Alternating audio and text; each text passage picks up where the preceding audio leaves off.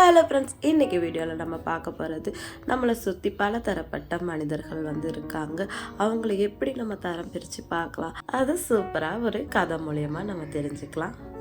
முன்னொரு காலத்தில் கண் தெரியாத துறவி ஒருவர் மரத்து கீழே உட்காந்து தியானம் பண்ணிட்டு இருந்தார். அப்போ அந்த வழியாக போன ஒருத்தர், யோ கிழவா, இந்த வழியாக யாராவது போனாங்களா அப்படின்னு சொல்லிட்டு ரொம்ப திமிராக கேட்டார். அதுக்கு அந்த துறவி கொஞ்சம் கூட கோவப்படாமல், அப்படி யாரும் போனதா எனக்கு தெரியலையே அப்படின்னு சொல்லவும் அவர் அங்கேருந்து கிளம்பிட்டார்.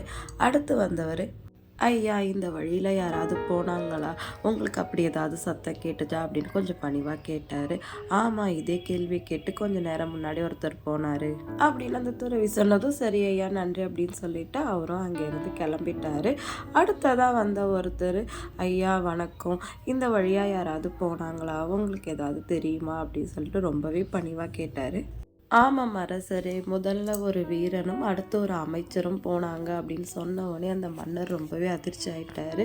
ஐயா உங்களுக்கு தான் கண் பார்வை தெரியாது, எப்படி நான் அரசன் அப்படின்னு சொன்னீங்க, அது மட்டும் இல்லாமல் முன்னாடி ஒரு வீரன் போனாங்க, அடுத்தது ஒரு அமைச்சர் போனாங்க அப்படின்னு சொல்லிட்டு எப்படி கரெக்டாக சொன்னீங்க அப்படின்னு சொல்லிட்டு அந்த மன்னர் அந்த துறவிக்கிட்ட கேட்டார்.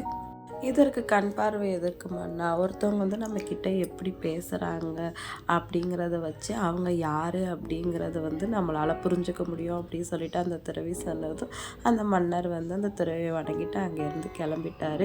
இதே மாதிரி தாங்க நம்மளை சுற்றி இருக்கிற மனுஷங்களும் அவங்க நம்மக்கிட்ட எப்படி நடந்துக்கிறாங்க அப்படிங்கிறத வச்சு அவங்களோட பண்பை நம்மளாலையும் தெரிஞ்சுக்க முடியும். இந்த கதை உங்களுக்கு பிடிச்சிருக்கா அப்படின்னு சொன்னால் லைக் பண்ணுங்கள், ஷேர் பண்ணுங்கள், மறக்காமல் நம்ம பிரித்தி ஃபேஷனை சப்ஸ்கிரைப் பண்ணி வச்சுக்கோங்க. இன்னொரு சூப்பரான வீடியோவில் உங்களை மீட் பண்ணேன். டாட்டா பாய்.